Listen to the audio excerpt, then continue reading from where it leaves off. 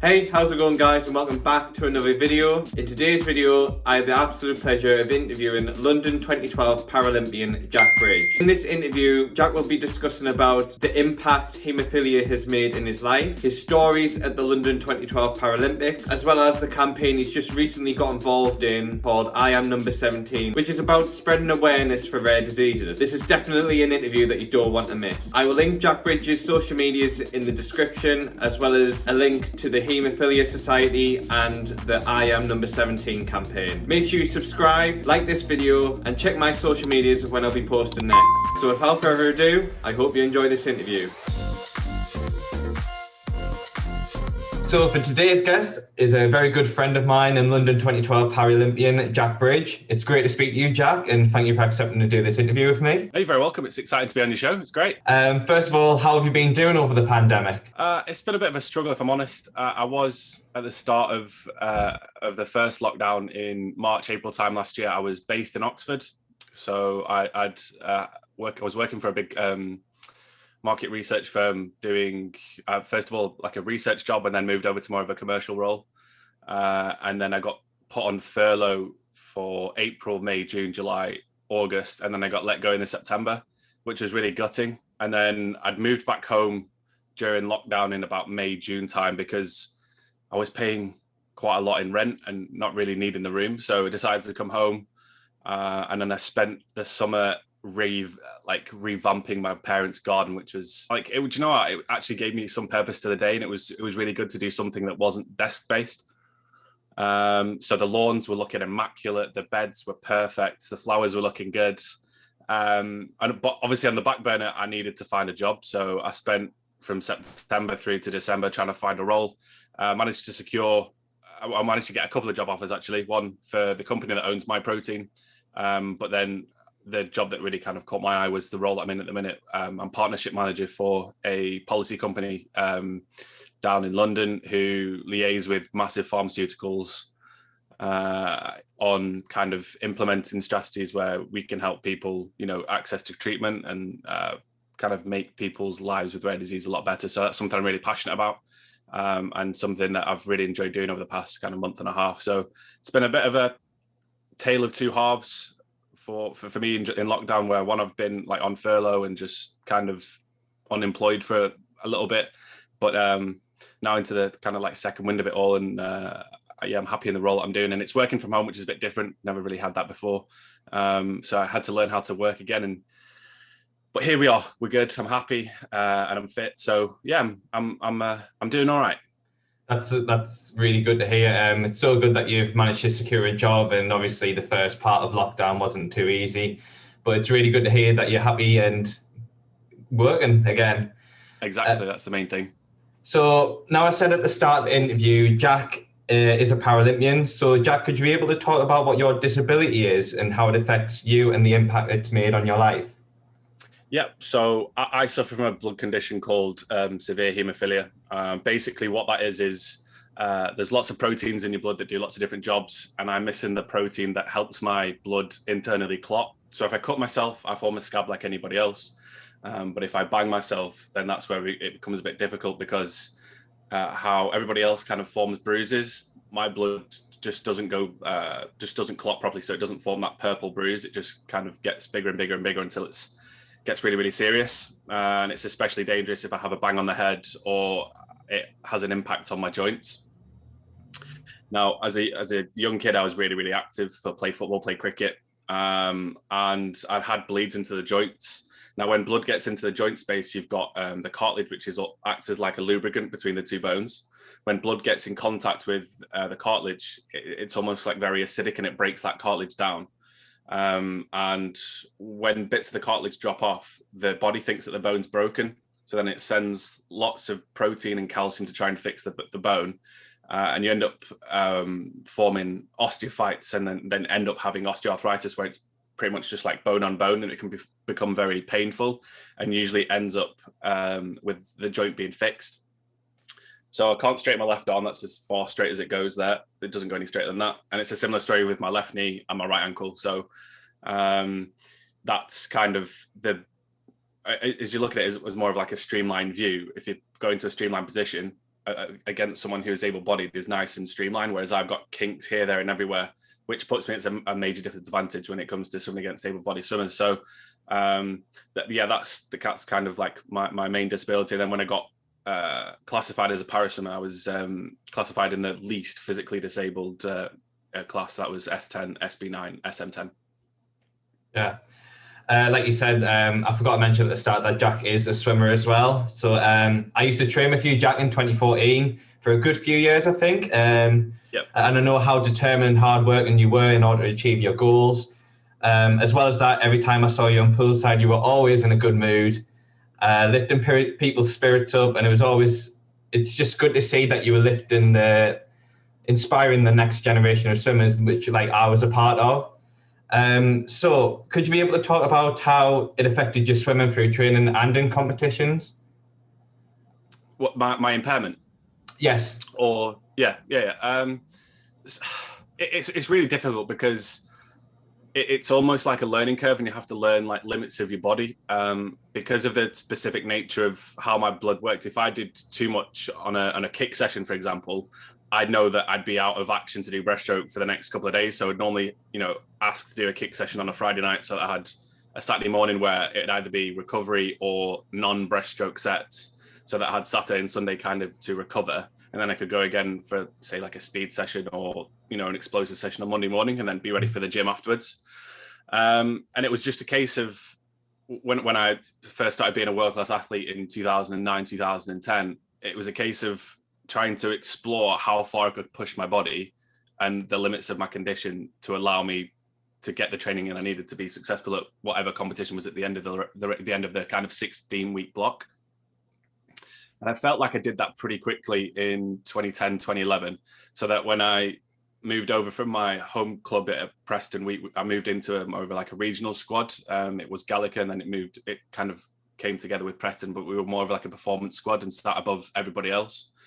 By the time I got to that group and to the coach Louise, who was my coach at London and through my university career, we'd formed this relationship where we knew how each other kind of worked, and we'd planned our week out so that I could maximize the right sessions at the right time, so that it gave me enough opportunity for my body just to kind of settle down and reset before I could go again the next time.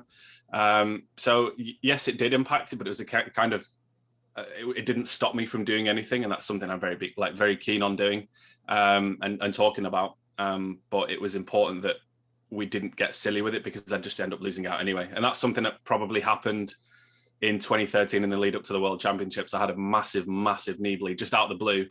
I was doing like a speed session here at home in Preston, and I just felt something go in my knee, and my knee swelled up like a small size football.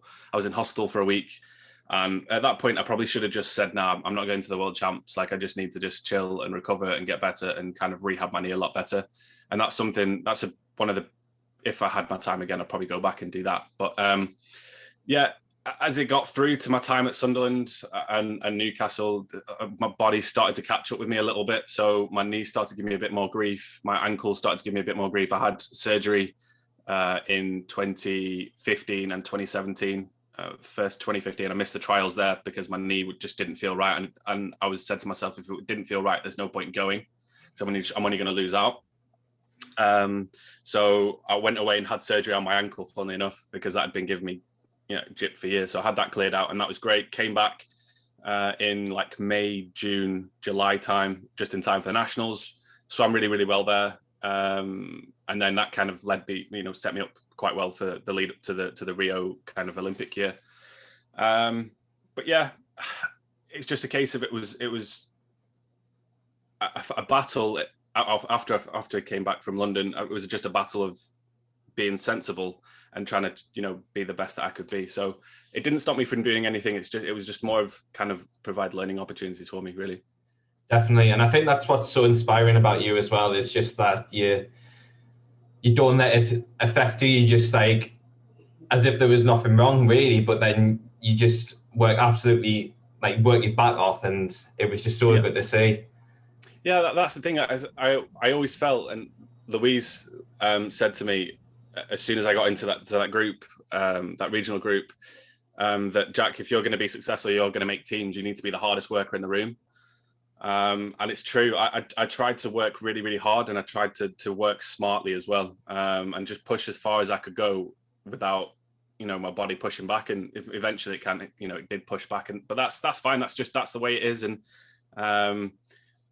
I always feel that I can take what I've learned in the high performance arena. I can take that into whatever facet of life I want to go into, and that's something that I'm really keen to talk about, not only as a professional athlete, a Paralympian, but when I go into my day-to-day job, I feel like it's still my role there to show everybody that even though things not going right, you still kind of have those lessons of high performance to make sure that whatever you're doing on a day-to-day basis, all those little things that you can do and control are the best that you can do, and not necessarily be world class, but if they're the best that you can do, then that's all that matters. 100%. That's a great message there, Jack. So as you said, you competed at the London 2012 Paralympics. Could you be able to tell us the lead up going to the games and what it was like competing at a home Paralympics? Yeah, so around 18 months before, I'd been selected on my first senior international team. And this is really, really big and like a massive moment in my life. So I was on the world. So at that point in time, there was 3 levels to the world-class program. There was the world-class podium squad, people who are winning medals at games, the world-class development squad, who are people who were 4th, 5th, 6th in the world. And then there was a talent program. At the start of 2011, I was on that talent program. And I went into the trials. I think that year they were in Manchester.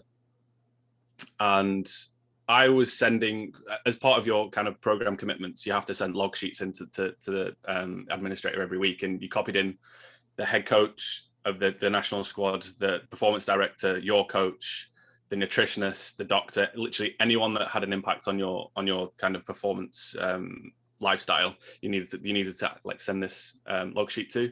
And I always got a response from John Atkinson, who was the performance director at the time, but I'd never really spoken to him. Now at the trials, I went up to John and said, "Hi, John. I just wanted to kind of put a face to the emails that you receive from me every Sunday night, just to let you know I'm here, and I'm grateful for the opportunity if you put me on this program. And I hope you enjoy your week watching us all swim, and good luck for the rest of the year." Not thinking anything of it. Anyway, during that week, I smashed all my races. I smashed I think I broke my British record. It was either then or I broke it a couple of weeks later in April at the second trials. And I got a message from one of the development coaches who was on the program and said, "You introducing John has done absolute wonders for you. He respects you so much just for saying hello and just to introduce yourself." And then I was given a relay slot on the senior team. And, for me, within 2 weeks, I had my whole dining room table was covered in GB kit. I'd had my first lot of training caps and stuff. And I was invited to go with the podium squads to Mallorca for a 2-week training camp, which was, again, an absolutely mind-blowing experience. I think I did something crazy like 100K during the week. I had to finish it with a 10,000 meter, 10 fours, 10 threes, 10 twos, 10 ones, which took me 2.5 hours. And Louise, my coach, was just on the side of the pool in the sun's out, and just was like, "Get ahead, son, go on, crack on, see you later." So she was enjoying it. It was 30-degree heat. It was 3:00 in the afternoon. She's just there in the sun lounge, enjoying getting a tan. And I'm there, just the most boring set ever. And she's like, "I don't care how you do it, just do 10,000 meters." So yeah, we got that done. And then we were doing these relay practices. I was meeting people like Sasha Kindred, Jim Anderson, obviously Ellie Simmons. Everybody knows Ellie. Tom Young, Jonathan Fox. I was pretty much starstruck going into the Manchester airport thinking, wow, these guys are mega stars and someone for me to look up to. I was invited to go to a pre-major competition meet in Berlin in 2011. That's where I won my first kind of international medals, came back with a silver and a bronze there. I'd broken a British record on the 400 IM. It was the slowest swim I've ever done, but somehow I'd managed to break a British record, which is crazy. I'd done a 200 breaststroke there as well, which was something like 240. And honestly, it's just a disgusting time, honestly, horrific. So that was great. And I shared a room that week with Sasha Kindred, who was like one of the most successful Paralympians ever. And he just really talked to me and got me in the headspace of like, if you want this, like John's given you this amazing opportunity, just grasp it with both hands. And so I did. Went to the summer meet, you know, smashed a British record on 100 breaststroke, came back with a bronze medal from the relay team, and then all the kind of everything leads up to this London Games that was coming. You know, the whole country was excited. This was the biggest thing that was happening to the UK in a generation. You know, this is something that we'll never see. We'll never see another home games for a long time.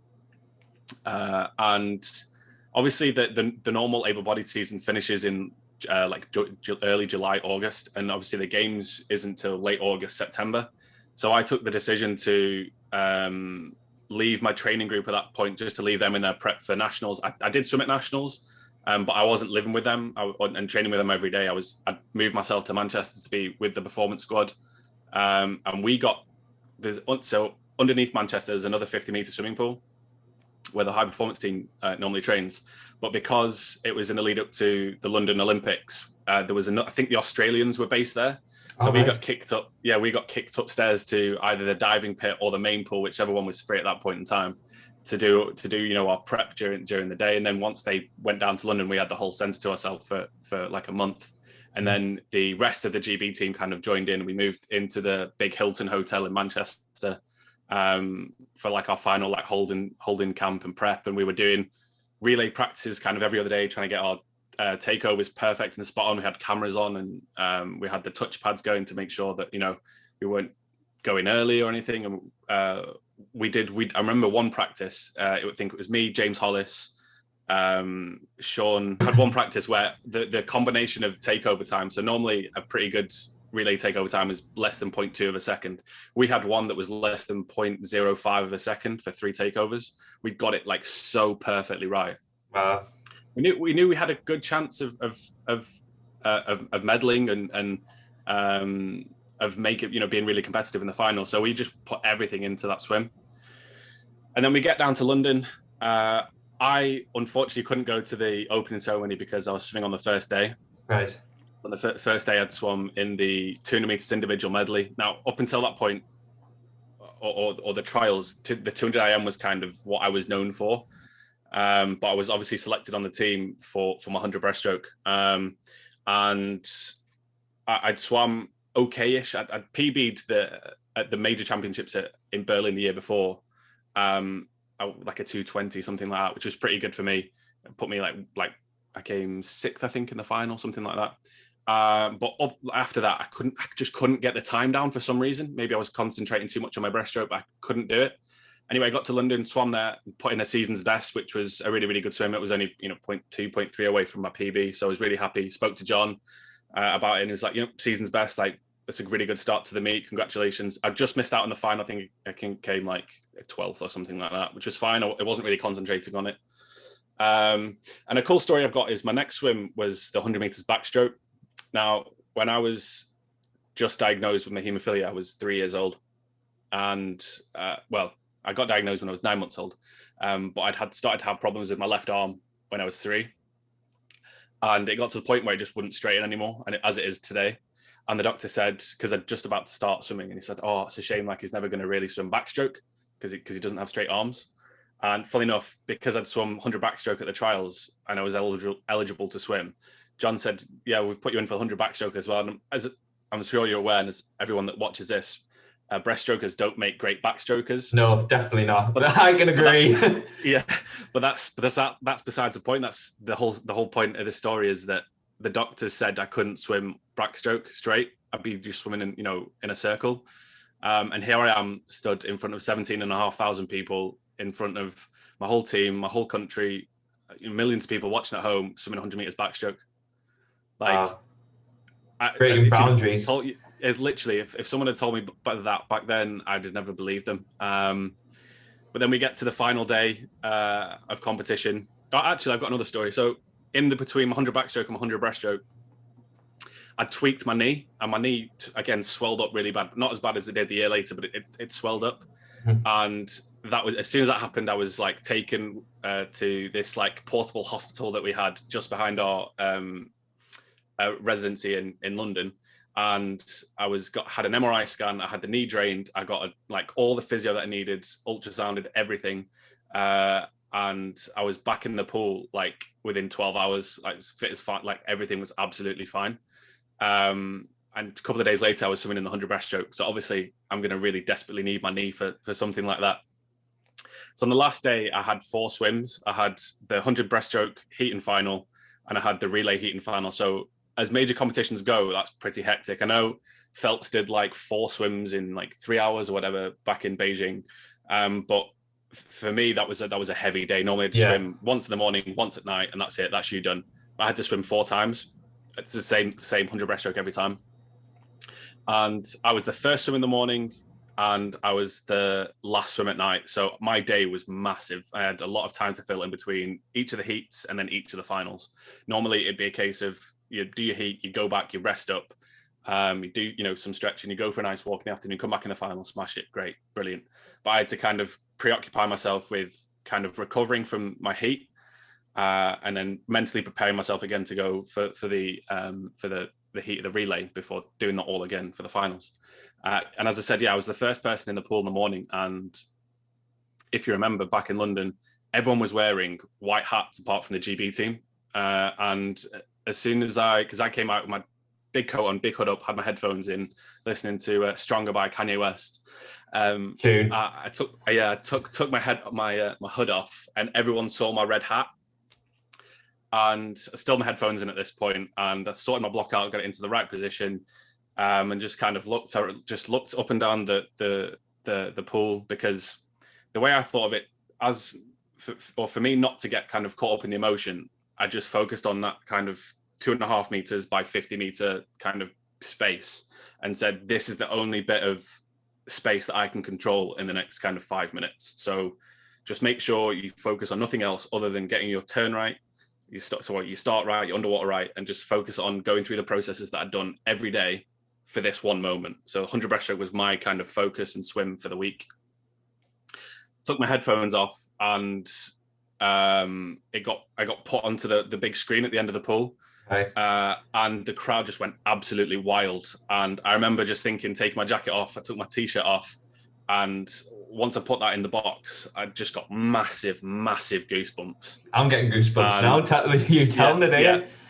And I walked up to my block and just looked up and thought, God, just get me through this next 2 minutes. It's going to be amazing. Put my foot on the block, and I've got another row, and got obviously called up onto the blocks, and went through the race. And the start was really good, really strong. First 50 turn, great.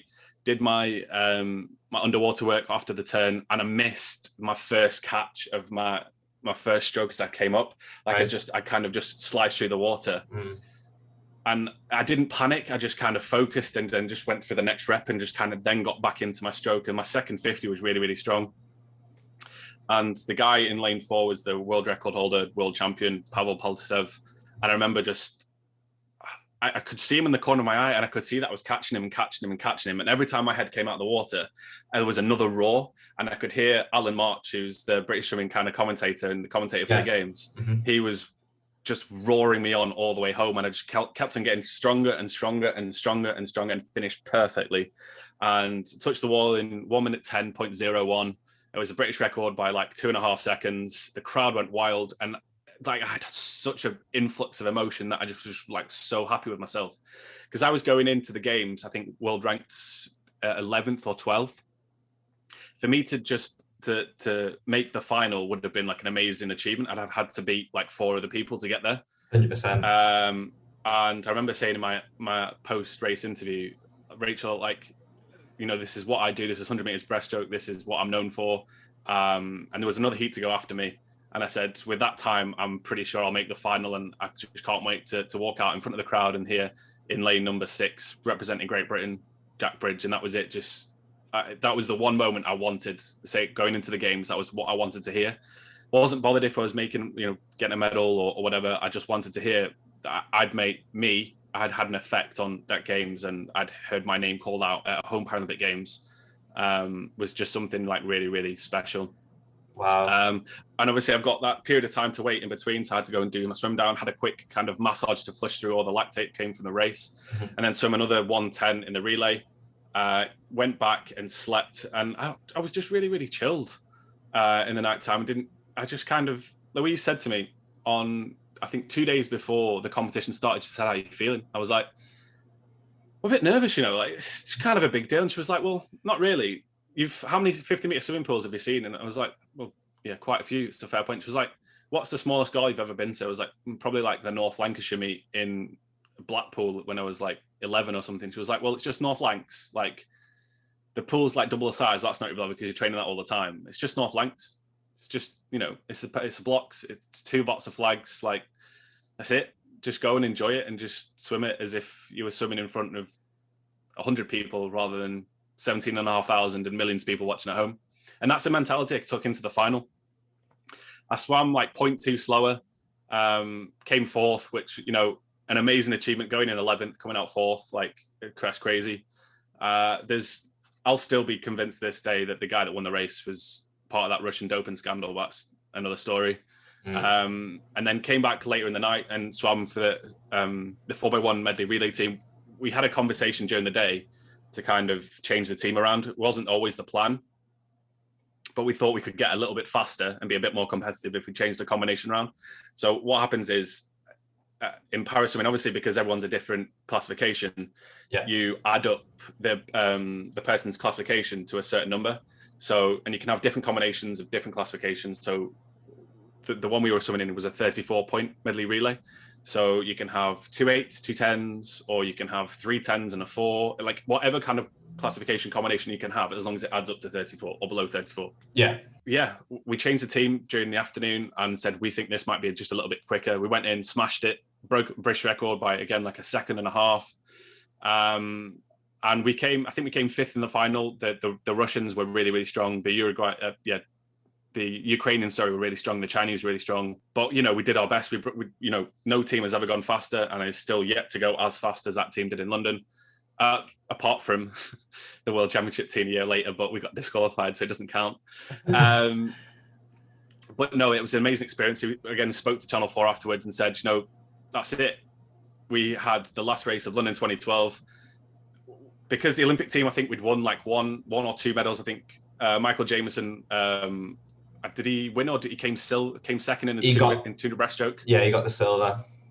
And then Becky Acklington came home with a bronze medal. So we hadn't heard God Save the Queen in the Aquatic Centre until the Paralympics came around. And the first time we heard it was my roommate, John Fox. He'd absolutely smashed his 100 backstroke world record to win. And I remember on the first night, I said, had my heat in the morning. So I came down to support the team. I wasn't swimming for the next couple of days. I remember welling up. I was stood there with, just like my best mate of this games has just gone out there and smashed it, broke his world record. And here we are for the first time ever hearing God Save the Queen. Like, what? What am I doing right now? That's amazing. Yeah. So yeah, to have that final interview where we spoke to Rachel Latham at Channel 4, and we were like, that's it.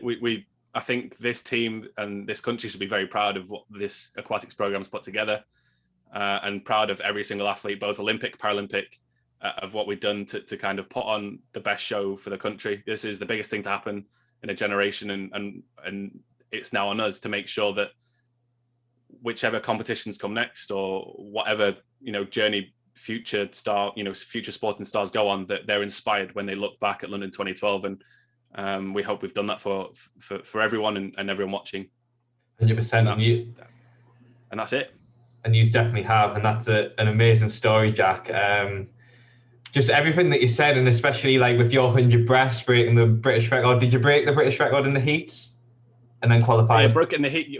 Yeah, broke it in the heats by like 2.5 seconds, and then just went a little bit slower at night time. But obviously I'd had that relay swim, so I was a bit kind of fatigued, and I'd kind of rushed the second 50 a little bit. But that just is what it is. And I wouldn't change anything. And if I'd have gone quicker than the morning, I probably still wouldn't have managed to break the top 3. So yeah, really cool experience, and something I always look back on very fondly.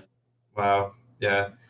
And just brilliant there. That it's just an absolutely amazing story, and not many people can say that they've represented a home Paralympics as well as making a final in a home Paralympics as well. And that it's just truly inspiring, and I hope the people that are watching this now like take this story on and hopefully like aspire to be someone like you to strive towards. You have recently became one of the 17 change makers in a campaign called I Am Number 17. Could you be able to tell us a little bit more information about this and what the campaign would like to achieve? Yeah, absolutely. So this is a campaign in partnership with the Rare Disease UK, the Genetic Alliance, and it's partly funded by a pharmaceutical company called Takeda. And this was launched back in January 2020, where we wanted to raise awareness that rare disease affects 1 in 17 people in the UK. So part of the campaign, we chose 17 different rare diseases. There's thousands and thousands of rare diseases. Some people are the only people in the world that we know have got this kind of rare disease. So there's some rare diseases which I don't even know the name of because they're that rare. But we chose 17 fairly well-known rare diseases to campaign for everybody who is impacted by a rare disease. So for me, I'm representing the haemophilia community, the bleeding disorder community, and the Haemophilia Society, who I'm an ambassador for too, are like one of the patient groups who are involved. And it's a massive, massive privilege for me to be the spokesperson for that community. And we just wanted to raise awareness. We did a media tour. So I was on Sky News in January last year.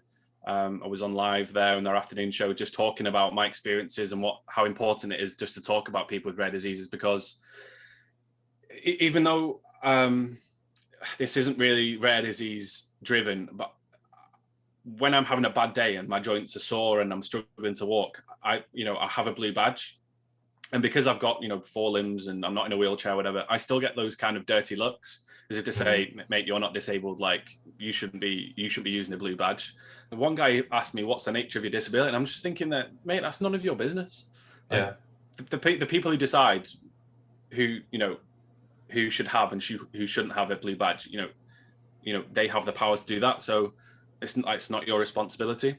And exactly. It's the same for people with rare diseases. So when you go into A&E, you've had like a flare up of a certain episode with your condition, 9 times out of 10, the doctor who is treating you won't really recognize the signs of that specific condition. And I'm not here to say that every kind of medical professional should be attuned to every type of rare disease, every single episode, what can happen, what can't happen.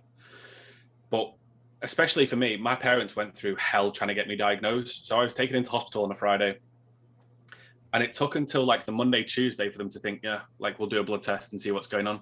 In that intervening time, my parents were accused of all sorts of child abuse, like neglect, all that kind of stuff. And all it took was a simple blood test. And one of the junior, like old school doctors said, kind of looks like haemophilia to me. We did a blood test and like confirmed the diagnosis. So it's a case of just trying to raise awareness that just because it looks a certain way doesn't actually mean it. You need to like kind of do more of a deep dive when you're doing exploratory kind of diagnosis stuff and the way we treat stuff, and trust that the people who know that they have the condition 9 times out of 10 know how to treat themselves and what they need to make sure that they can go back to whatever they want to do. And that was something that was, big for me to talk about. But the whole idea of the campaign was just to raise awareness. So we were each paired with an artist who produced a piece of artwork, which was launched at the Oxo Gallery. It's just on the River Thames in London. And the idea before COVID was to go on a regional tour of each of the different cities to go, this is what we're doing, this is why we're here. We're just here to raise awareness and, just create conversation, create content about different people's rare diseases. But kind of COVID put that on the back burner, and we decided to do a huge kind of social media driven bit of content creation. And yeah, it went really, really well. Really good engagement with the Q&A that I did a couple of weeks ago. And I'm hopeful that, there's funds there for a phase 3, because the pharma company Takeda and the communications company H&K have won awards for this campaign because it's, you know, it's touched so many people. It's got so many eyes viewed on that story and so many hits on the website. And it's just an absolute privilege and a pleasure to be a part of. 100%. Like you said there, I'm going to leave a link in the description for the awareness and leave links for people if they want to check it out. 100%. Yeah, it's www.iamnumber17.org. Spot on. Yeah, I'll put that in the description, as well as the Haemophilia website as well, and the Haemophilia Society. Brilliant. Finally, what piece of advice would you give to people watching who are feeling either down or not as motivated from the impact the pandemic has made? It's a really good question, and I, for one, can tell you straight away that I struggled so much with. I wasn't so bad. The early part was okay because we all thought it'd be over in the summer. Obviously, all the gyms, all the pools are closed. But the second part of lockdown over the summer, I was all right. So I'd get up in the morning and then I'd go straight to the gym, get a massive, big, juicy bicep pump on, and then come back and sort the garden out. And that was me done till 5:30. So that's my day kind of ticked off. It's great. That's another day done till we're back to normality. But since, and that was fine. I think they closed it again, closed the gyms in November. Am I right? I think. And November was just a horror show. Just didn't want to speak to anybody, didn't want to do anything. And I obviously had interviews to do for jobs. And then the gyms opened again a little bit in December, but I'd kind of lost that routine of getting up in the morning, going straight to the gym and doing my stuff, everything I needed to do, go for a swim or whatever. And then since then, I've been really, really struggling. The only thing that's kept me going is work. And that's really sad because I just can't motivate myself to do a home workout. I'd just rather go and associate home with chilling and relaxing and having good family time. And then I'd rather do all that stuff at another place in my gym. So I've got, for when the gym's open, hopefully in 2 weeks time or the 8th of March, whatever, I've got a full kind of 12-week program where I'm just going to kill myself in the gym because I've missed it so much. But my advice would be just to hold on, and there's not a lot. Just surround yourself with people that make you happy, and surround yourself with people who you can be honest with and say, look, I'm not having a great day. I just want to hide under my duvet and I just want to just crack on and get done what I need to do and then have an early night. And it's another day ticked off till we're back to normality. We had a saying that, tough times don't last, but tough people do. And that's something we took all the way through my swimming career. So, a guy called James Radcliffe, who was, as I was for you guys in Sunderland, James was like that for me when I was back here. He was that kind of person who was a leader of the group. He would motivate us. He would be the hardest worker. He would be great. And he told me that kind of one of the first couple of weeks that I was there in the group. And I've never forgotten it. So that's being mentally robust is not an easy thing. No. But it's a great skill if you can kind of learn to adapt and be, like I said, honest with yourself and honest with other people that you surround yourself with. 100%, and that's a brilliant message for the people watching who are struggling mentally. Just as well, you're not alone through this, so make sure you do get in contact with other people as well. Exactly. But yeah, that's a brilliant message there, Jack. Thank you very much. But yeah, thank you very much for doing this interview with me, Jack. But before you go, do you mind we play a little quick game of this and that? This and that sounds good, yeah. Cool. So, as you said, you are a swimmer, but a swimmer in general. So this is just going to go through what you would say through your swimming career. Okay? Yeah. So at the time, were you a trainer or a racer? Racer. Long course or short course? Long course. Kick or pull? Pull. Front crawl or backstroke? Front crawl.